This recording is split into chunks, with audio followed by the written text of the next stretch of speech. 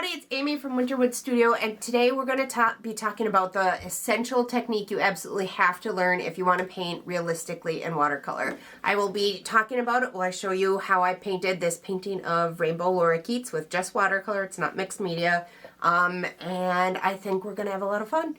So if you want to learn the most essential technique to realistic watercolor painting, grab something nice to drink and come on in and let's get creating. Okay, so before we get into the video with the birds, first I wanted to just show you what I mean. So I have some Arches paper here so you can see what I mean. And we're going to wet 2 squares. Okay, so here's 1 square. And then we're going to wet another square. Okay, so here we go, a wet into wet wash. You can see how much that's spreading. Okay, and this isn't even a super wet. Okay, so you can see how much that spreads as a wet into wet wash. So now what we're going to do is let this dry here until it's not shiny, but still damp. All right, so I've got a good brush here now, and we're gonna wet it and take off some of the excess, and then you'll see as I do a line here, it spreads slightly, but not as much. And the longer you wait for it to dry, the less it'll spread. I think you can see that. Maybe I should zoom in a little bit. Okay. So I didn't let it dry long, just a few minutes, but you can see that it makes a huge difference.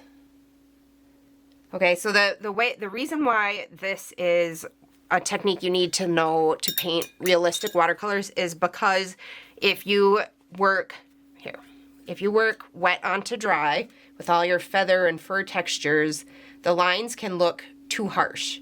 For your very last layers, it'll be okay, but for the majority, I even didn't let this dry quite enough. I would have maybe let this dry even a little bit longer because it's still spreading more than I would like, but you can see the difference between this spot and this spot. Yeah, I didn't let that dry enough. We'll see in the video when I'm less impatient and can let it dry regularly. But in nature, you don't find a lot of super straight lines like this. I mean, they're there, but the human eye, the way it focuses is like directly what it's focusing on. You might see these really straight lines, and then as the image goes off to the sides, it does blur out a little bit. So if you are making all of your fur texture and all of your feather textures and, you know, all the details on your flower stems and all of that with dry or wet onto dry, it's going to look not realistic, even though you would think it would. So wet onto damp is an essential technique for realistic watercolor, and we will move on to here, I'll zoom back out. We will move on to the video now, and I will show you what I mean and take you along with me as I paint some realistic rainbow lorikeets.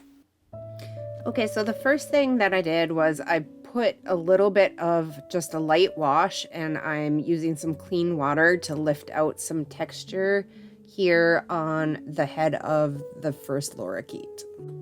I'm just putting down my first layers of color as a wash, and I will be working wet into wet in these areas to do the first layer of color on the lorikeet.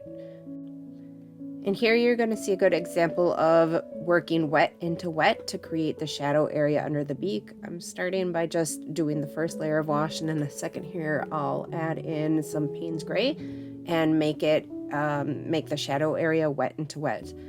As I think I said at the start of the video, this whole full-length real-time tutorial is up on my Patreon. The info for that will be down below, so if you want to follow along, not only will the full real-time tutorial be up over there, but also the line drawing. So if you want to just get to painting, you can just transfer it to your paper and get going, as well as the reference photo I used will be over there too.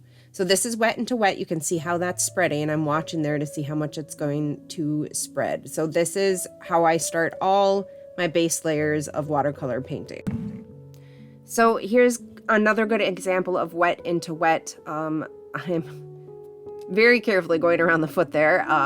And then I'm putting a wash, just a flat wash of a light brown color all across this branch here. And in a second, you'll see me start adding wet into wet to make some of the shadows and the bark texture and all of that.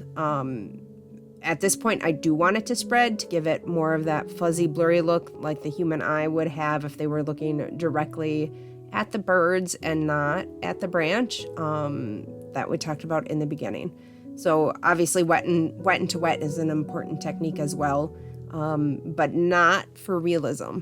I mean, I use it, but you could technically paint this whole painting as wet into damp and get a very, very realistic technique. Obviously, I had already had the background painted. That was all wet into wet. Actually, I think I fixed the background and do a little more work on it later. Okay, so here is an area where I'm going to really do wet into damp. I'm going to do a wet wash of the chest on this bird on the left, and then I'm going to just leave it and move over to the other bird and work on that bird's chest, and then I will come back in and start putting in some of the feather texture.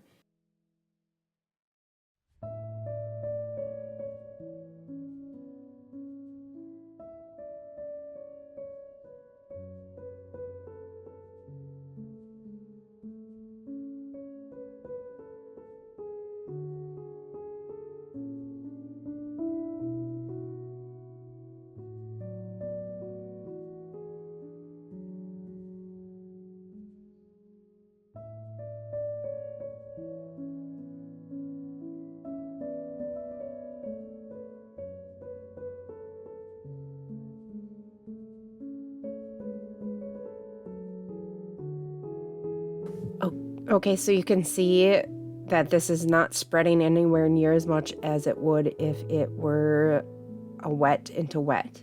You can see the texture is spreading slightly, but it's retaining the shape of the brush strokes that I'm putting down. You can even see a little bit how the wet paint that I'm adding now is shiny and the paper below it is not. So down here, maybe it's a little bit wetter still than I would like.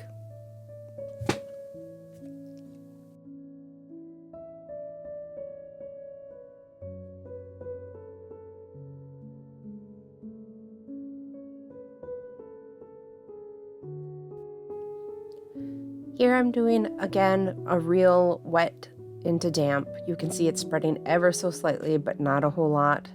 This is a really good spot to do the bark texture when it's damp. I don't obviously want that really dark color to go all the way up the tree, so the drier it is, the less it spreads. But also it still keeps, that somewhat fuzzy line that I like to see when I'm working with a nature project.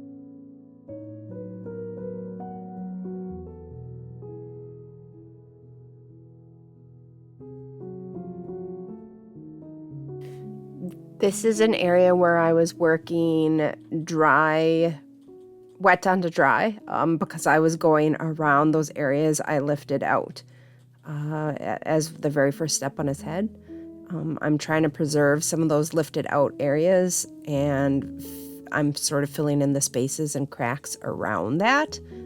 So you do use, wet onto dry sometimes, obviously.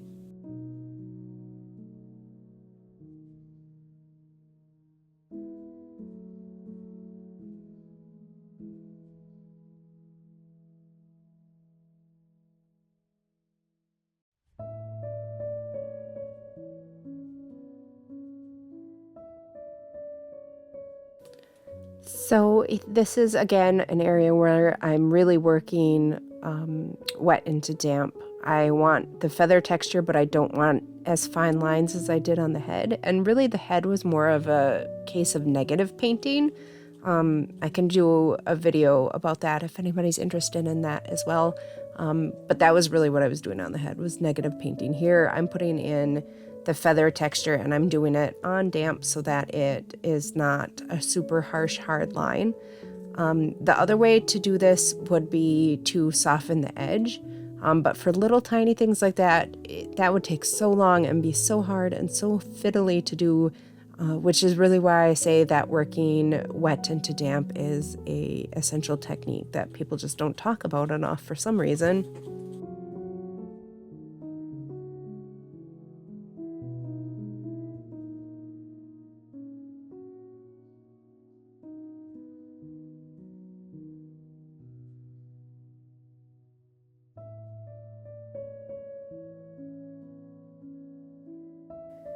So what I'm going to do now is glaze some color over the top of the head of the bird. I wanted to warm it up and turn it a little bit more turquoise. And I am also at the same time softening some of those hard edges that I did when I was doing the negative painting on the head. So if you're planning to go over it, like I knew from the beginning I was going to do here, that is another way to help keep your edges soft and not too harsh and unnatural, which again is more realistic of what you would find in nature.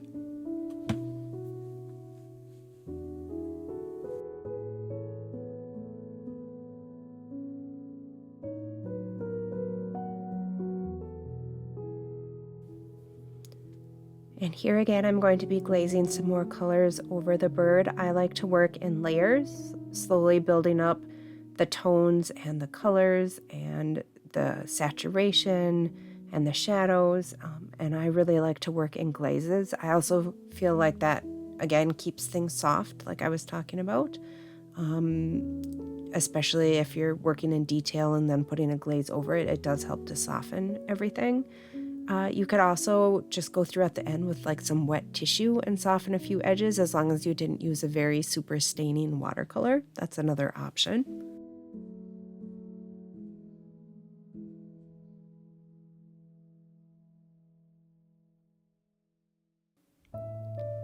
Here I'm working wet onto dry to put in some of the feather textures, but I will again be going over this with another glaze and softening the edges.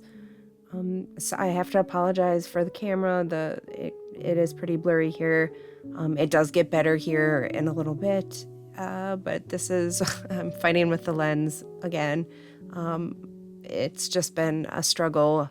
I did, after I finished this painting, have someone take a look at it, and they did some change some settings and help me a little bit, but really it does look like the used lens I bought is going, so it's just a matter of time. Hopefully it holds out a little bit longer.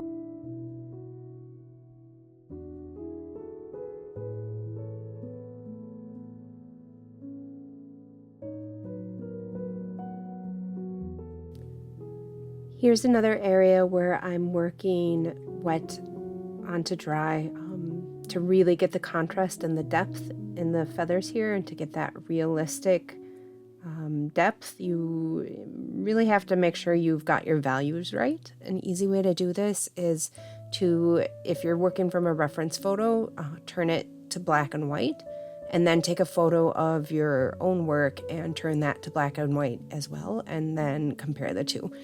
It's the easiest way I found to check your values, unless you have a value viewer, which is really like a piece of red cellophane that you can hold over your work, and it just sort of turns everything to red and you can see your values clearly that way as well.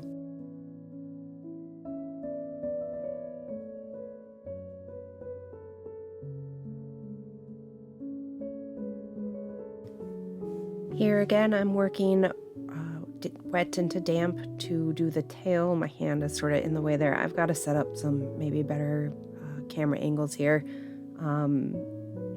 But again, this is wet into damp down here so that the lines aren't super crisp and instead have that slightly fuzzy look that is more realistic, especially as you get farther away from the focal point of the painting, in which case on this painting it's the two heads of the bird.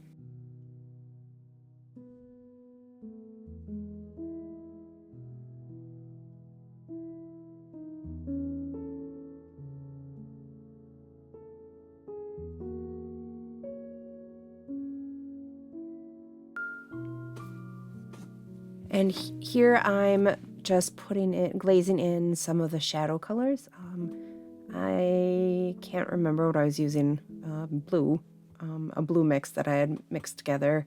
Good thing I filmed this all in real time for over on my Patreon tutorial page. You can watch this real time where I tell you exactly what colors I'm using when, in case you are interested.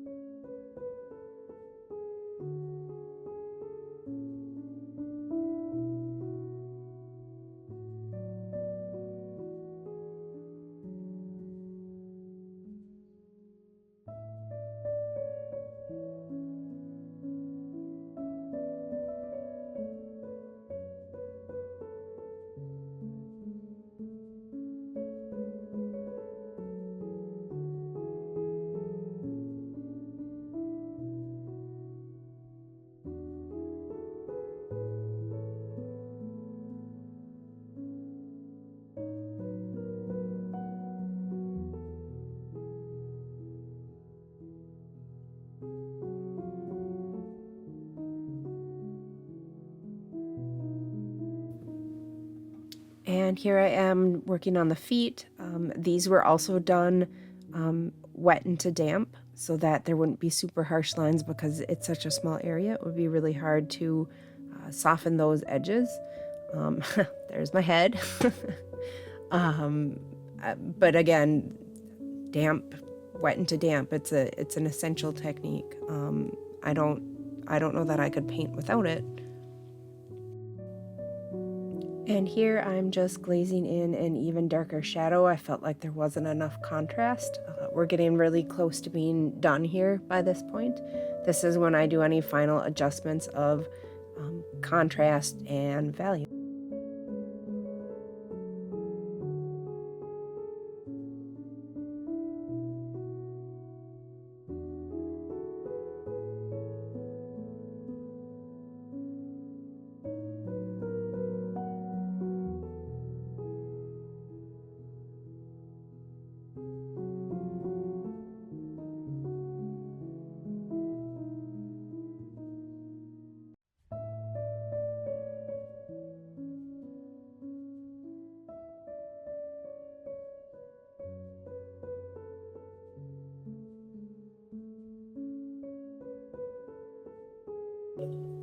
Again, just a quick apology for the blurriness here again. It does go away again. It was just on and off. I don't know what it was doing, but hopefully we've got it fixed.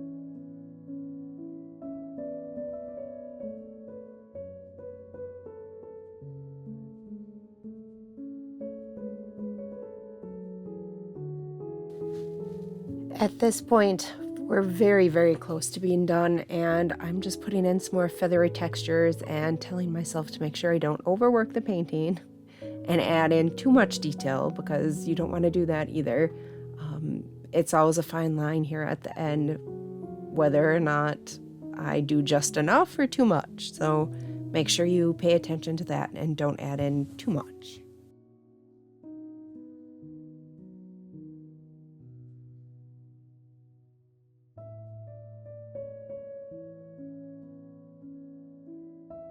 Okay, you guys, I think I'm going to stop there. I think this is done. It's not totally dry yet. I'm not going to do the tape peel yet. If I can, I will try to get the tape peel in here at the end. If not, I do have people staying here, so I have to film in breaks when there aren't people in the house. I may not get to film the tape peel. We'll see. I hope you really like this tutorial. If there's anything else you'd like to see or something you'd like me to do next, please feel free to drop that in the comments. And until next time, happy creating.